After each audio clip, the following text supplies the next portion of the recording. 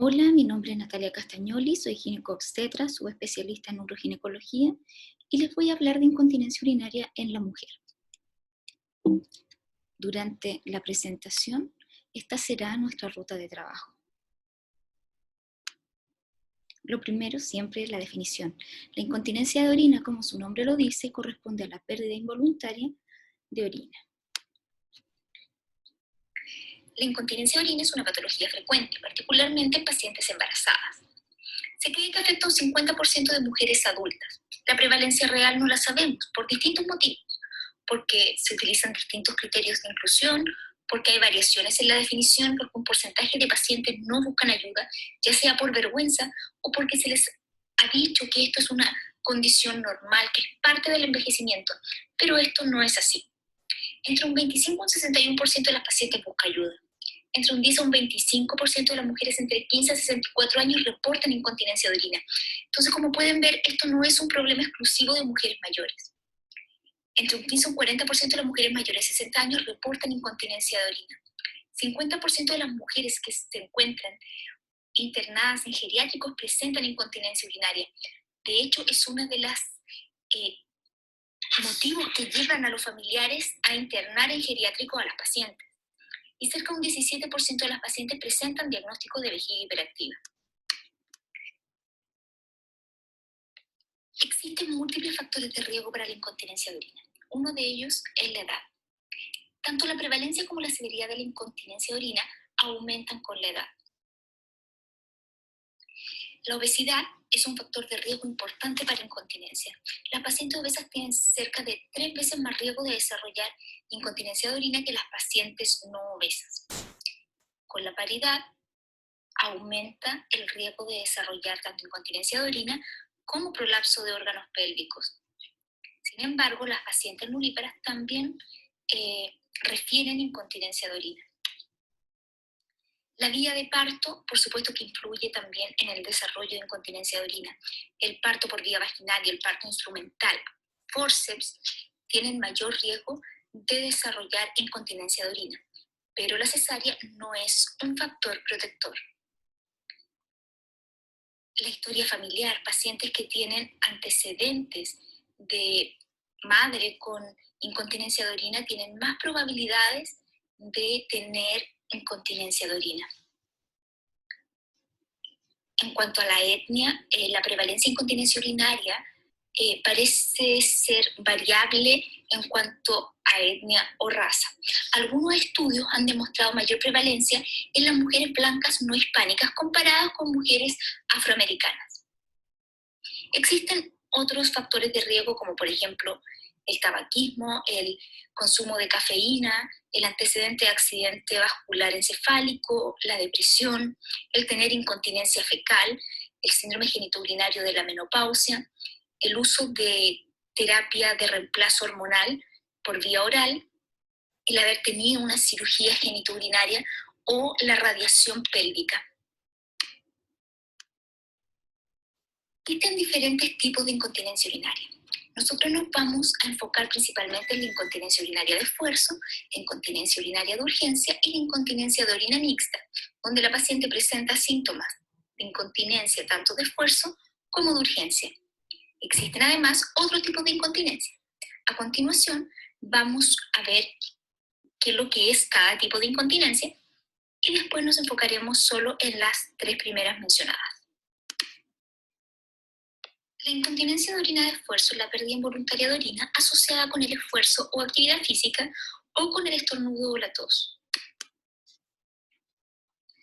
La incontinencia de orina de urgencia o urgincontinencia es la pérdida involuntaria de orina asociada a urgencia, que es este deseo imperioso de orinar. La incontinencia de orina mixta es la pérdida involuntaria de orina asociada a urgencia y también con el esfuerzo físico, estornudo o tos. Las pacientes que presentan este tipo de cuadro pueden ser con síntomas predominantemente asociados a esfuerzo, síntomas predominantemente asociados a urgencia o con síntomas de igual importancia, tanto asociado a urgencia como asociado a esfuerzo. La enuresis nocturna es la pérdida involuntaria de orina que ocurre durante el sueño. La Incontinencia de orina coital es la pérdida involuntaria de orina que ocurre con el coito. Esta puede ser de penetración o durante el orgasmo.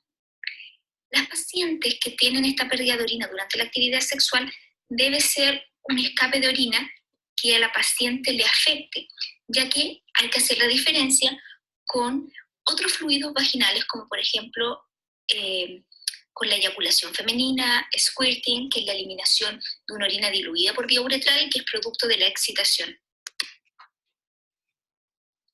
La incontinencia de orina postural es la pérdida involuntaria de orina asociada a cambios posturales.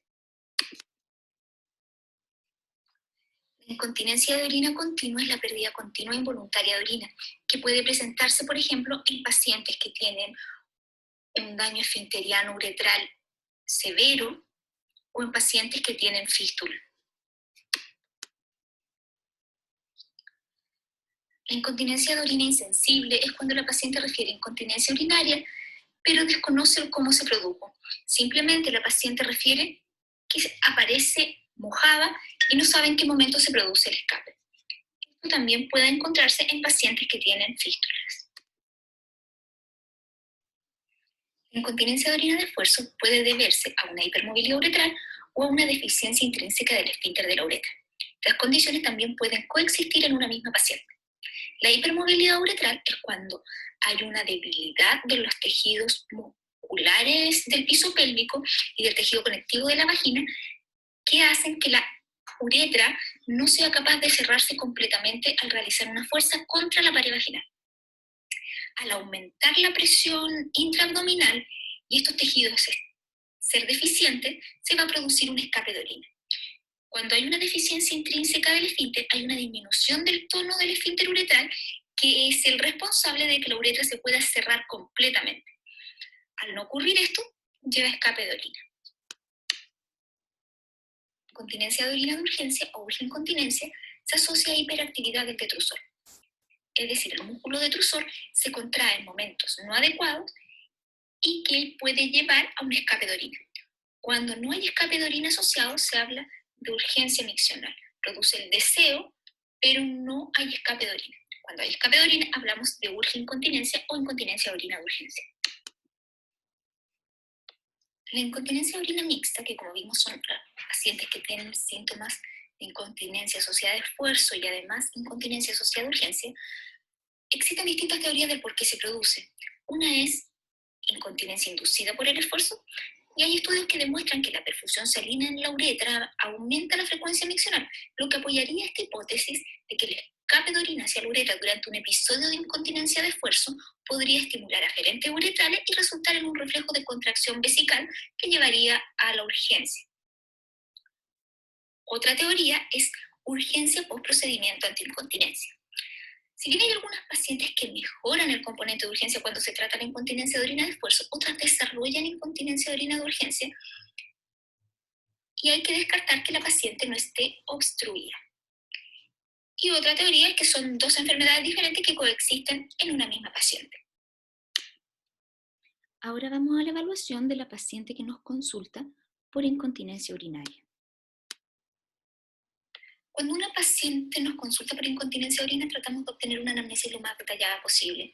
Primero, preguntarle desde cuándo ella percibe el escape de orina, si se ha mantenido estable en el tiempo, si ha ido aumentando, en qué momentos tiene escape, si ella lo relaciona con algo, con esfuerzo, con urgencia, o si simplemente se nota mojada, si durante la noche es capaz de contener la orina.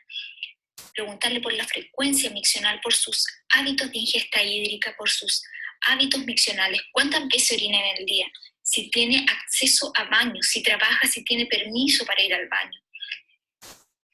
Preguntarle por su historial ginecobstétrico, si tuvo partos vaginales, instrumentales, cuánto pesó el recién nacido, si tuvo episiotomía o no, si tuvo desgarros vaginales durante el parto, si ha tenido cirugías uroginecológicas o pélvicas previas, o cirugía antiincontinencia específicamente.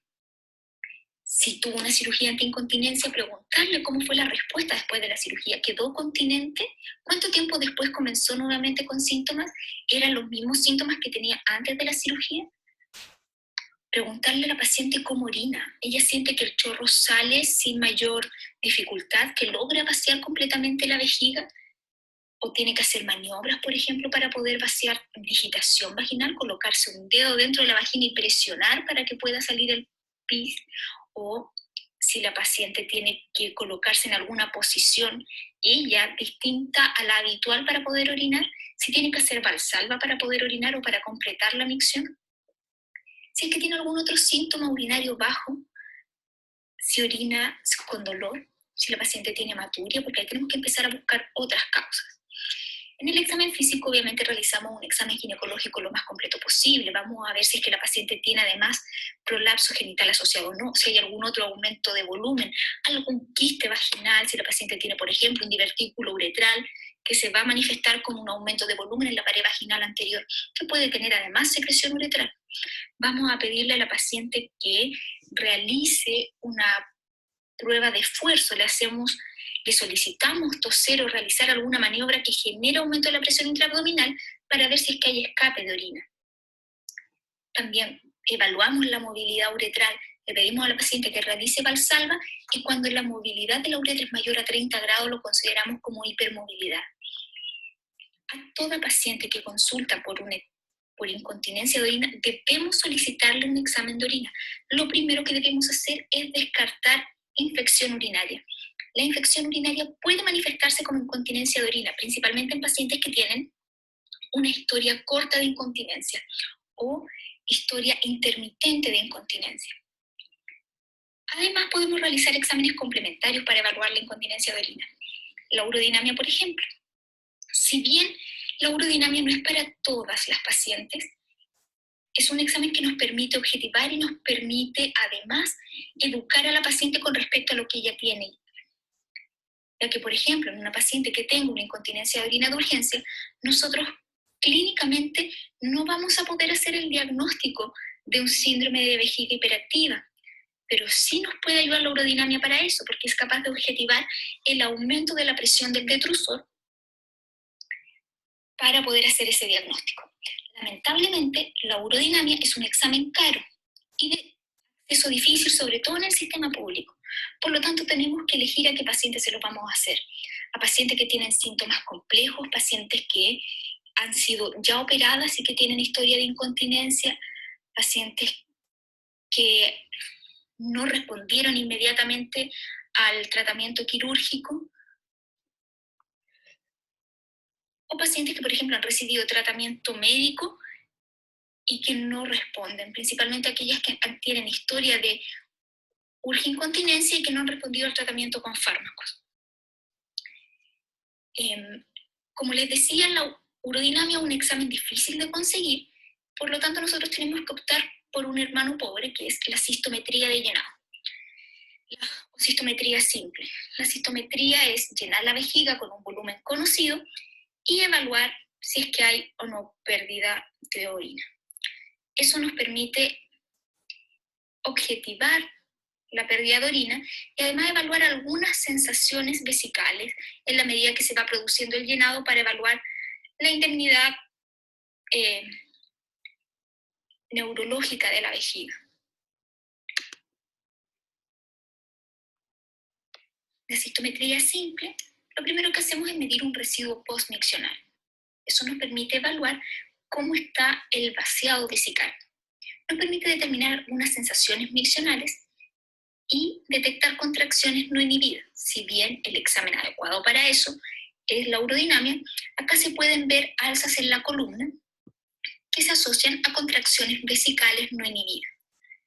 Permite evaluar la capacidad vesical y, de ser posible, se puede asociar a una uroflujometría, que es un examen donde se evalúa la fase de vaciado vesical.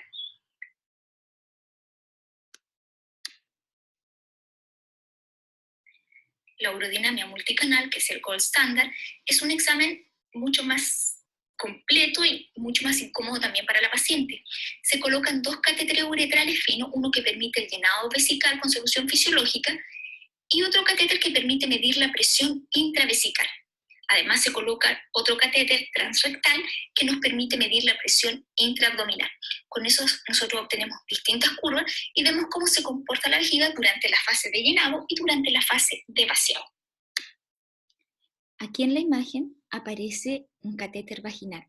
La verdad es que para medir la presión intraabdominal se puede utilizar tanto un catéter vaginal o un catéter transrectal.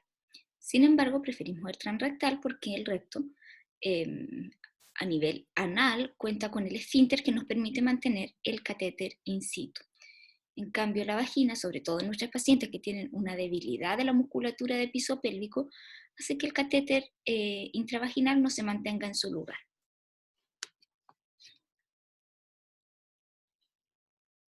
En la cistometría, como vimos en la diapositiva anterior, podemos medir la presión intravesical y la presión abdominal, pero no podemos medir la presión del detrusor. Esta se obtiene por una ecuación matemática donde a la presión vesical se le resta la presión intraabdominal y la diferencia de ello corresponde a la presión del detrusor. Entonces, cuando una paciente, por ejemplo, realiza una maniobra de Valsalva, aumentando la presión intraabdominal, la presión vesical va a aumentar, pero no debería aumentar la presión del detrusor. Cuando una paciente tiene una contracción del detrusor que permita, por ejemplo, que la paciente orine, no debería haber un aumento de la presión abdominal. Perdón, les dije cistometría. Refería que en la urodinamia multicanal no podemos medir directamente la presión del detrusor. Y eso es lo que les expliqué recién. Ahora vamos a hablar sobre el tratamiento de las pacientes con incontinencia urinaria. El tratamiento de la incontinencia de orina va a depender de qué tipo de incontinencia tiene la paciente. Existen dos tipos de tratamiento, el tratamiento médico y el tratamiento quirúrgico. Existen múltiples opciones de tratamiento médico. La rehabilitación pelviperineal, las medidas higiénico-dietéticas, reeducación vesical, la estrogenoterapia local, el uso de neuromodulación, el uso de fármacos o pesarios. ¿Cuáles vamos a utilizar en cada paciente? Va a depender de los síntomas que ella refiere y del tipo de incontinencia que tiene. A las pacientes con incontinencia de orina de esfuerzo les vamos a ofrecer entrenamiento de los músculos del piso pélvico, estrogenoterapia local, ya sea en óvulos o crema, modificaciones del estilo de vida, que baje de peso, que evite algunos tipos de actividad física. Por ejemplo, las pacientes que realizan CrossFit tienen mucho más riesgo de desarrollar incontinencia de orina de esfuerzo que aquellas que no. Por lo tanto, si la paciente tiene síntomas de incontinencia de orina de esfuerzo y realiza CrossFit, debemos recomendarle que no lo haga. Evaluar la ingesta hídrica de la paciente, en qué momento ingiere, porque muchas veces tienen síntomas predominantemente en la tarde-noche y es porque ingieren cantidades excesivas de líquido en esos horarios, ya que durante el día, por motivos laborales, a veces no pueden tener una ingesta adecuada de líquidos. Sin embargo, eso no significa que ese sea el único problema de la paciente.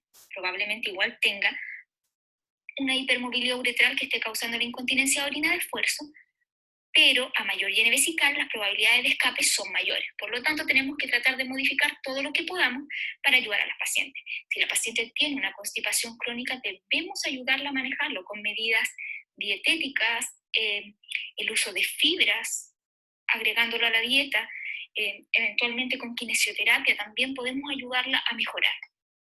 Y el uso de pesarios antiincontinencia en pacientes seleccionadas, pacientes que no tengan incontinencia de orina de esfuerzo muy severa, porque la verdad es que ahí no andan tan bien, pero en pacientes con incontinencia donde tienen escapes ocasionales, sí las podemos ayudar. Hay pacientes que, por ejemplo, solo refieren escape al momento de realizar actividad física, entonces ellas incluso podrían utilizar un pesario al momento de realizar actividad física y el resto del tiempo no sería necesario que lo utilicen, y así evitarle el riesgo de una cirugía.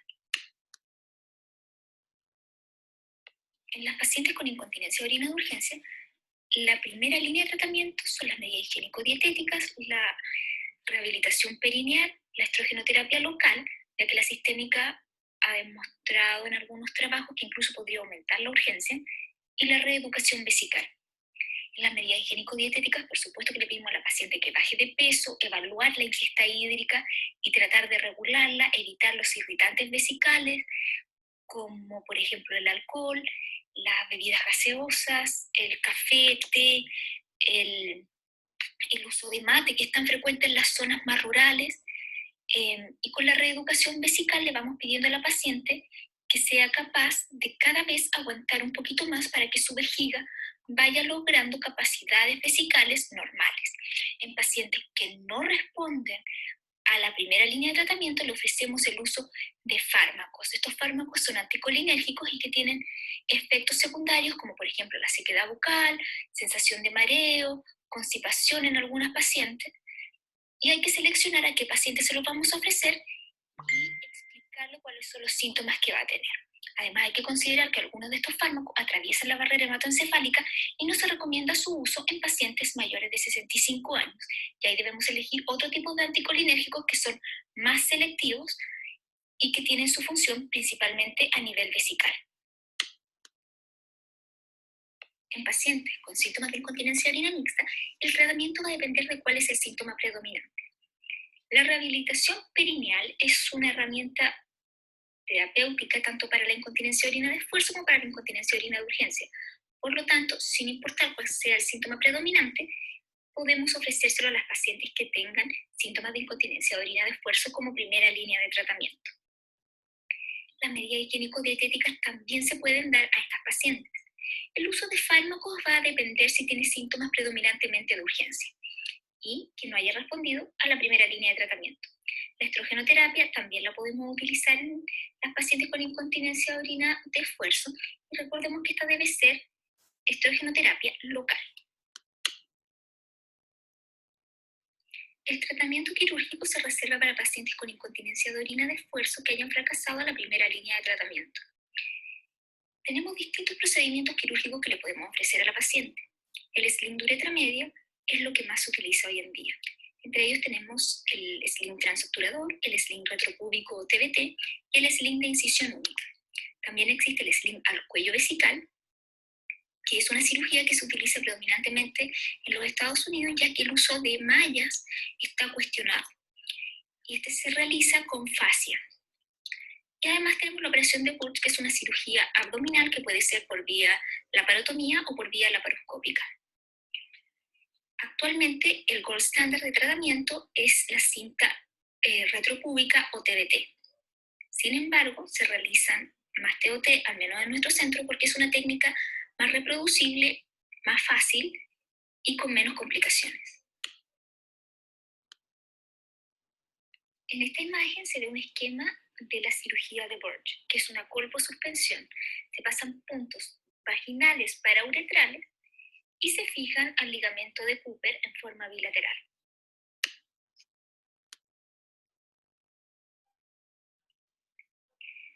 En esta imagen vemos un esquema de la cirugía TDT, que su sigla en inglés, Transvaginal Tape. Acá se realiza una incisión en la mucosa vaginal a nivel de la línea media suburetral de aproximadamente 2 centímetros de longitud y aproximadamente a 1 centímetro del meato. Se realiza una disección parauretral en dirección a la sínfisis púbica y digitalmente se logra llegar hasta el retropubis. Esta cirugía es el gold standard actualmente y se prefiere para pacientes que tengan una deficiencia intrínseca del esfínter. En las imágenes siguientes vamos a ver cómo se continúa esta cirugía.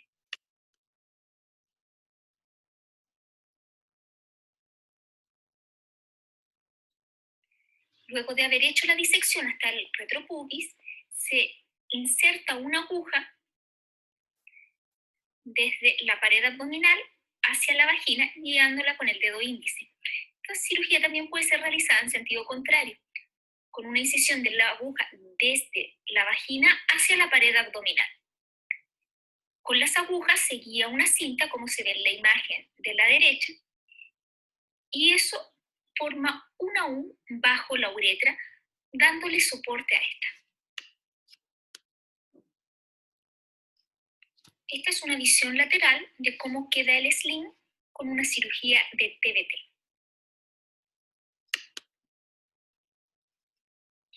El TOT o cinta transobturadora, su sigla es por su nombre en inglés, Transobturator Tape, se pasa a través del foramen obturador. En esta imagen que tenemos acá, se muestra una pequeña zona verde que es la zona de seguridad, ya que la zona roja que se visualiza en la parte superior lateral del foramen obturador es donde pasan los vasos y nervio obturador.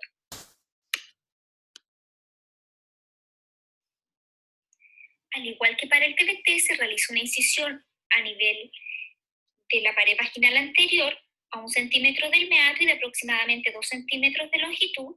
Se realiza una disección parauretral hacia el foramen obturador y ahí se inserta la aguja, que es una aguja semicircular o helicoidal, dependiendo la técnica que uno utilice. Con el dedo se siente la punta de la aguja y se guía a través del canal que se disecó hacia la incisión vaginal.